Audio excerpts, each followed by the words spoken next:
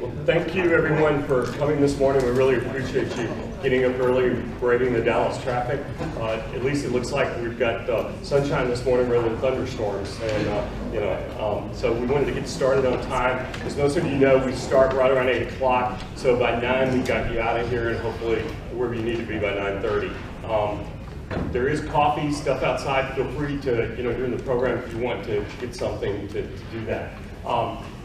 We want to, again, thank you for coming this morning. We're delighted to put on Aspire. We found that we have a lot of different people asking us for topics.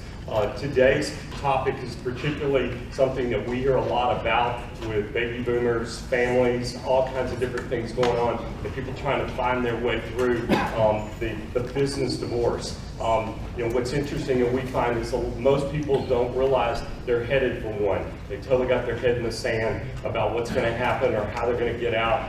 My joke is always that I think a lot of us think that things are just going to hit automagic. It's like the microwave, you just put it in, hit the button, and pop out. You don't know how it happens, but it just does.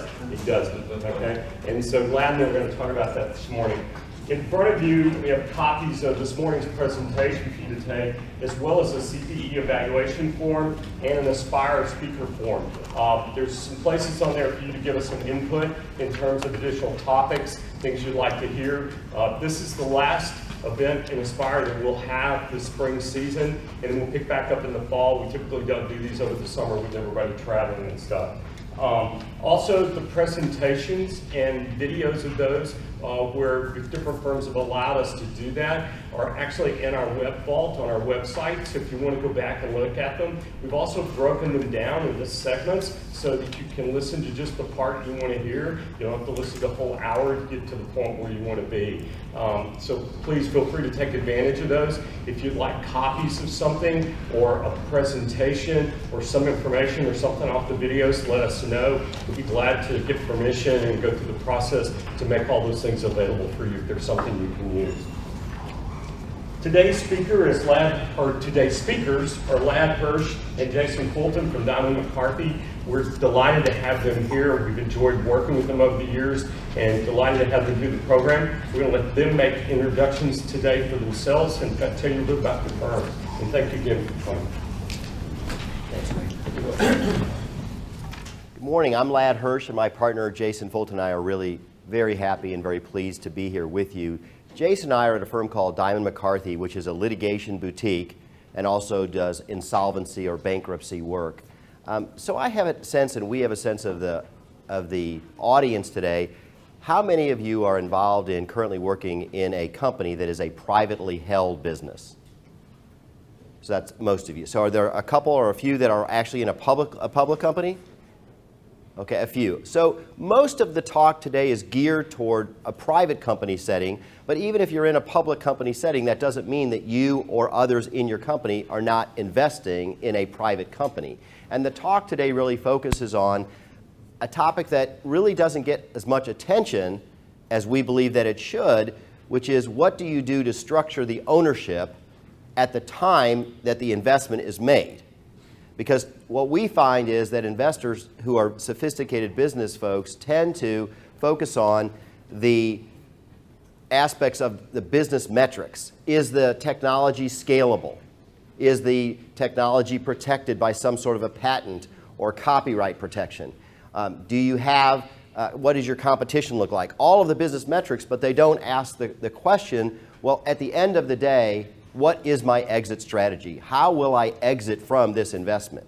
Or if I'm a CFO at a private company and one of my owners wants to leave, how am I going to monetize that interest? Or how is that interest going to be monetized? And if you are making an investment yourself, one of the questions to be asked is, how will I monetize that interest at the end of the day? Because if you don't ask that question, what you will end up holding as an investor is an illiquid, unmarketable interest in a private company. And when we represent investors who come to us without a redemption agreement, a buy-sell agreement, or any other a contractual right of exit, they are essentially asking us to be Moses. Let my people go, right? Unfortunately, unlike Moses, they want to leave with more than their sandals. They want a high valuation, and they don't have any way to do that because the owner, who's the majority owner, has no obligation to buy them out, and so they're stuck holding this illiquid, unmarketable interest. Now, the focus of our talk today is to ask the question at the beginning, where do you want to go? And I thought a story might illustrate this. If you don't know where you're going, any road will take you there. You know, from Alice in Wonderland. Although my partners who are Beatles fans, that this was actually in George Harrison's last album on a song called Any Road, and he took. Well, I don't know this for a fact that George Harrison took it from Alice in Wonderland, but I think he paraphrased it, and that's a line actually from the song Any Road on George Harrison's last album. But my daughter, who's now 18, it's hard to believe, and leaves for Vanderbilt in September, or actually August. When she was about 12 years old, I'm trying to help her understand what I do. So I had asked her if she'd heard of this gentleman named Bernie Madoff. And she said, yeah, he's a bad guy, right? And I said, well, I think that's a fair statement. And I sort of explained what a Ponzi scheme was to her and explained to her how he had defrauded investors. And I said, now there's an interesting problem that's going on in the case, which is Irving Picard is the trustee in the case. It's a bankruptcy case. And he has this issue. There are some investors over here who, if you look at what they should have, it shows that they should have, let's say, $10 million, and all that money is gone. But during the life of the investment, they got money back. These are investors who were in the early stage, and they had money distributed back to them. And so Mr. Picard says, well, you have to give that money back. Even though your statement over here says you should have $10 million and there's nothing left, because you received money back during the course of your investment, you should have to give that money back. Then there are these other people over here who never got any money back. And they say, yeah, you should have to give the money back. So do you understand this? And I said, so how would you think this should work? And she said, well, who do I represent? Which is, I guess, what you'd expect from a lawyer's child, right? So without further ado, let me let Jason speak for a minute to introduce himself, talk a little bit more about what we do in the practice of Diamond McCarthy and how important it is to start at the beginning, knowing where you're going to end up. Thank you. Good morning. So Lad and I are both litigators by training and by profession. And the general rule is litigators are downers. They're sort of the unwelcome wet blanket on any new business, telling you all the reasons it's not going to work and all the reasons you're going to end up suing each other down the road. But what we found is that time and time again, people came into our office with the same exact story. A business deal went bad, and they could enumerate the same list. I got to where I could give them their speech before it even came out of their mouth. And from that, we began talking to more and more people about why don't you take some measures on the front end of your next business to try and avoid this outcome down the road. And so really this is, in a sense, if you want to see what happens when things blow up and see how you can do something about that on the front end, or perhaps when things are good, this is the focus of our presentation. It's the focus of our efforts because we think that we'd have a lot less work to do on the back end if people were willing to confront the possibility that a business they start today, they may not like each other in 10 years when the business is successful.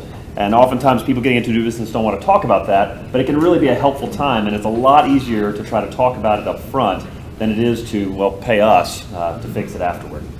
So with that, we're going to kind of cover a brief list of things that both have to do with the absolute front-end planning that you can do, and also just ongoing efforts that tend to minimize the top areas of disagreement that form the basis of so many of the cases that we handle.